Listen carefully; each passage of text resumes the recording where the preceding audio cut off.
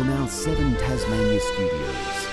Your nightly news with Peter Murphy begins now. There are growing calls here in Tasmania to immortalise Ariane in bronze. Launceston's mayor isn't ruling out a statue in her honour, but with a pool already named after Arnie, along with the latest pub mural, Matthew Garwood admits there's already plenty of Lonnie love for Tassie's Queen of the Pool. There is a lot going on with Ariane. I'm definitely open to the conversation. It doesn't necessarily have to be something as infrastructural as a statue, but yeah, be the will of the community as to what that further celebration looks like. Ariane was previously handed the keys to the city following the Tokyo Olympics. Questions are continuing to mount around how vacancy control measures will affect staffing levels at our hospitals. But a pop-up cardiac clinic is doing the job to ease some of the pressure on wait lists and concerns for those waiting to see a specialist. Over the weekend, more than 200 patients from Tasmania's cardiac waitlist attended a pop-up clinic in Hobart. They were delighted to be seen, delighted to get input and advice and, treatment, and were happy to be reassured. 70% were discharged, the rest referred for further investigation. The one-day event going some way to easing the backlog. All this is about reducing the waiting times, reducing the waiting lists. The Department of Health is now looking to repeat it in the future, awaiting funding to delivering similar clinics on a statewide basis. This is not something that's been done before. It's a pilot and it was a great success. It comes amid growing concern about cost-cutting measures in the department, as questions about vacancy control, which will see some roles left unfilled, go unanswered. The Nurses Union claims it was told nursing positions would be exempt. Well, look, it absolutely is a relief, and obviously it shows that in this case, hopefully common sense has prevailed. But the Department of Health says otherwise, telling us nursing and midwifery jobs could still be in the firing line. We've got now 560 extra in the last 3 months, 162 extra nurses and midwives. That's nearly 2 a day. You can't on the one hand be spruiking a recruitment campaign and cutting nursing and midwifery positions with the other. And let's go straight to reporter Lily Thompson in the newsroom now with fresh developments on this story. Now Lily, staffing shortages are impacting tonight. Merv, I've just spoken again with the nursing union. Now they claim that up to 15 beds in the LGH's emergency department have been closed off tonight due to staff shortages. The state rep says this is unheard of and that there are only 15 staff currently rostered in the ward when there should be 25. I think we've previously heard the emergency department at the LGH described as a war zone. I think the conditions and environment they're working in could be akin to that, given the levels of stress they're operating under, their desire to be able to provide safe and quality care, but of course insufficient resources are forthcoming to enable them to do that. The Health Department says claims are not true and that some nursing shifts are vacant due to sick leave, but that agency nurses and staff from other hospitals are being called in. It says all treatment points at the hospital remain open. Murph? Thanks very much for that update. Yes, very interesting scenes at the moment. Now, police have swarmed Risdon Veil this afternoon after a large disturbance shut down part of a Sycamore Road. They were called to reports of around a dozen vehicles hooning following a funeral. A large number of these people have gathered as a result of the tragic passing of 2 people who were recently killed on the road and have decided to celebrate that by driving themselves in a very dangerous manner and putting the public at risk. Police say they'll continue patrolling the area tonight and early tomorrow. Residents are urged to avoid the area. Strike action is looming at Taz Networks after the company's latest pay offer fell flat with workers. Enterprise bargaining negotiations have been dragging on for months, with the union seeking wage increases in line with their interstate counterparts. Taz Networks claims its latest offer strikes the right balance. This is a good deal. It rewards our people better than ever before while protecting Tasmanians on power prices. The company met with workers this afternoon. The union will make a decision on whether to launch industrial action next week. A new law which requires an inquest into deaths involving family violence is a step closer after passing the House of Assembly. Jari's Law was formed following years of campaigning by Faith Tallack, the grieving mother of Huon Valley man Jari Wise. He died after he was struck by a car driven by his girlfriend Melissa Oates. It's the bill's second time in passing the lower house. It wasn't finalised before the state election in March. The amendment must now be passed by the upper house as well before it can come into effect.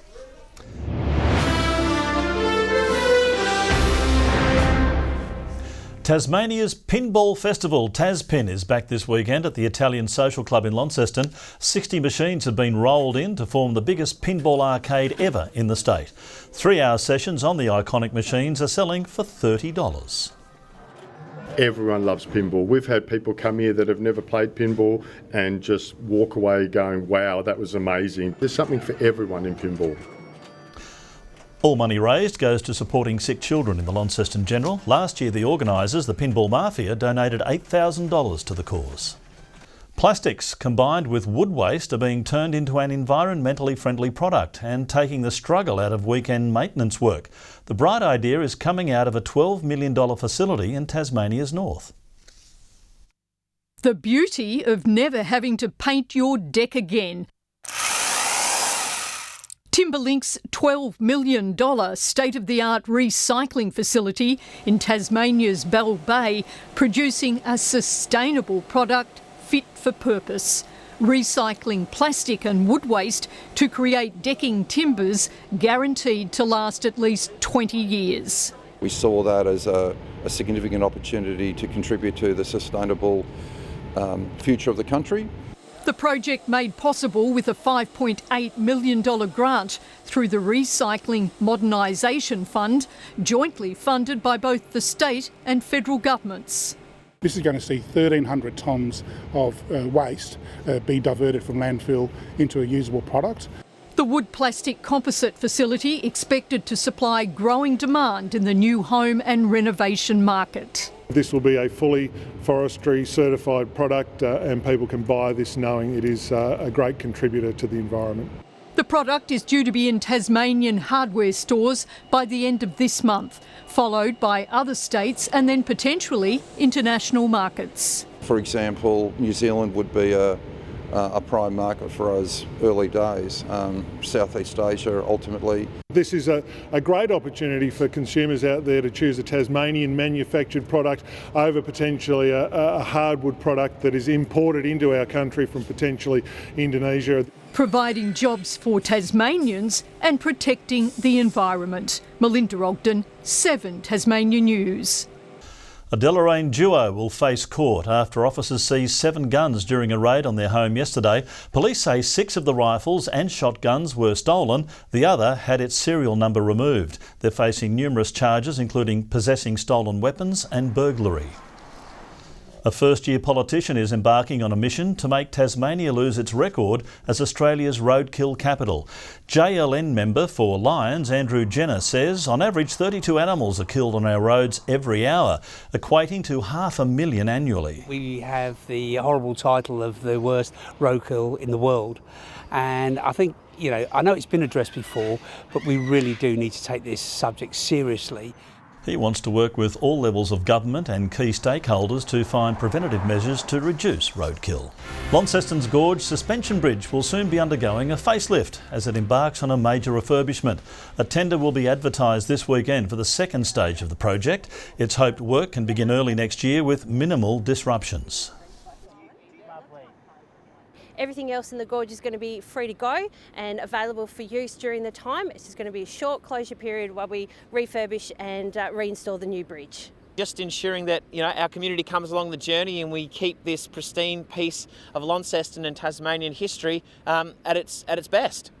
The bridge was originally built in 1904 before being washed away in floods and rebuilt in 1931. Launceston Council says the works won't change the look of the bridge but will ensure its use for the next century. A Tasmanian-based artist is $100,000 richer tonight, taking out this year's Hadleys Art Prize, the most valuable art award in Australia. The rugged landscape of northwest Tasmania capturing the hearts of the judging panel. bursting with colour, capturing the wild coastline and possessing significant meaning. My artwork, The Shape of Rock, is inspired by my connection to my home on the far northwest coast of Lutruwita in Marrawar. Zoe Gray's portrayal of Australian landscape winning the hearts of judges, taking out this year's Hadleys Art Prize, selected out of 35 finalists. Shocked and surprised, but incredibly honoured. It's a great example, I think, of an artist who has a deep connection to place. The story behind her work is completely genuine and authentic, and you get a feeling for that in the movement of the paint, the gestures, the composition. Raised in the rugged and remote coastal northwest edge of Tasmania, her art undoubtedly imitates unique landscape with its rich colours and varied strokes. I feel, a deep sense of connection to that part of the world. It's a very remote and the weather's very wild, and it's a really unique place to have grown up. Knowing that that's a special connection that she has to that area was really quite important. Meantime, Queensland artist Laura Patterson has also had a brush with success, receiving the $10,000 residency prize. Ferns, particularly the density of the countryside and the importance of light that played on the artist's work was really quite enticing. The finalist exhibition will run until August 25, with all pieces on display at Hadleys Orient Hotel. Rebecca Gadineris, 7 Tasmanian News. The silverware is being polished and the cutlery has been set ahead of the Variety Chefs Gala. In its 5th year, the event includes a 4-course meal prepared by guest chefs. The aim of the whole event is to raise $150,000 to go towards providing nourishing meals to Tasmanian school children. We wanted, through our Breakfast Club funding, to re-engage the students and their families with the schools and the learning environment. More than 400 people are expected to attend tomorrow night. The heart of Tasmania's tourism industry has come alive along Hobart's waterfront for the annual Tasmanian Tourism Exhibition, showcasing some of the state's best produce, landmarks and attractions, and giving students who are keen to carve out a future in Tasmania's vibrant tourism industry a real taste. Showcase to our young Tasmanians that they can stay in Tasmania, they can support one of our most key industry sectors and show them there's a career pathway into tourism. I thought it will give me an amazing opportunity to get to know more about the industry. And members of the public can take a look inside the exhibit at Prince's Wharf tomorrow. Lifeline is sorting good reads for an even greater cause ahead of its inaugural Tasmanian Book and Vinyl Fair this weekend, raising funds for suicide prevention and bereavement support programs. And with over 17,000 books and records available for pocket change, there's sure to be some hidden treasures there.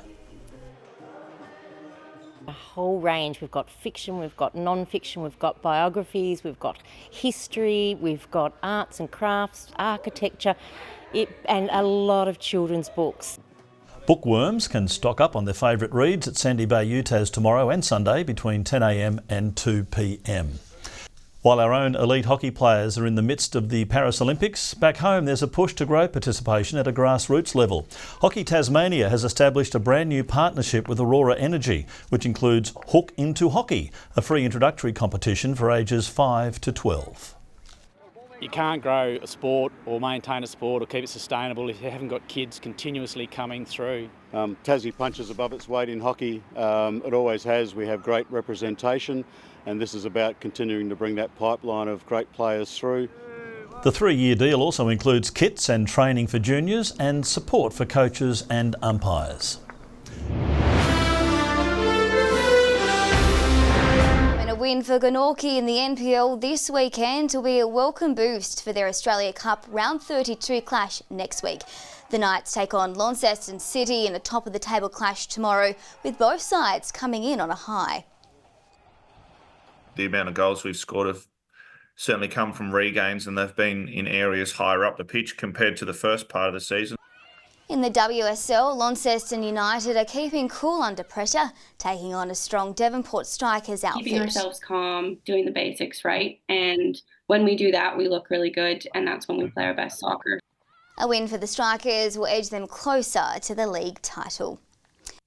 Good evening. It was a foggy start for many locations across the state today, with very little rainfall to report.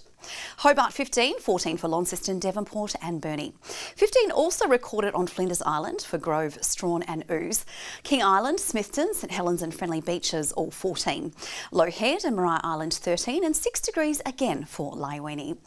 Patchy low cloud was seen in the north today with mostly clear skies in the south. A cloud band ahead of a cold front is moving across the southeast of the country. Tomorrow, a cold front will clear from Tasmania as a broad area of high pressure will extend over the majority of the mainland. North to northwesterly winds 15 to 25 knots, tending west to northwesterly during the day, with west to northwesterly swells at 2.5 metres. A strong wind warning has been issued for coastal waters between Southeast Cape around to Stanley. Showers to kick off the weekend in the south tomorrow, Hobart 14, 10 the high for Medina and 11 for Oatlands. Showers easing in Launceston and Devonport 14, Laiwini 7 with easing showers and snow. Easing showers also for Burnie and Marrawar 13 and mostly showers for Strawn with 12. A couple of showers heading east, St Helens and Swansea 14 and 13 on the way for Orford. We'll take a look now at the 3-day forecast. Sunday, showers about the west and Bass Strait Islands. Light showers elsewhere, along with hail in the west and snow to 900 metres. On Monday, showers about the west, far south and Bass Strait Islands, with possible morning frost in the north. And on Tuesday, showers about the west extending to the north during the afternoon, with possible light showers elsewhere. Fine in Adelaide tomorrow 16, a few showers for Melbourne 14, sunny skies for Darwin, Brisbane and Sydney. Cloudy conditions right now, Hobart and Launceston 11 degrees and 10 for Devonport. Now I'll be keeping up appearances on the weather set this weekend, Murph, but I look forward to seeing you again on Monday. Really? I thought I was going to take Monday off. I'll have to turn up now. Thanks for that, Kaya. That's all our news for now. I'll be back later with updates. Michael Maney with the news over the weekend. Thanks for joining us tonight. Good night.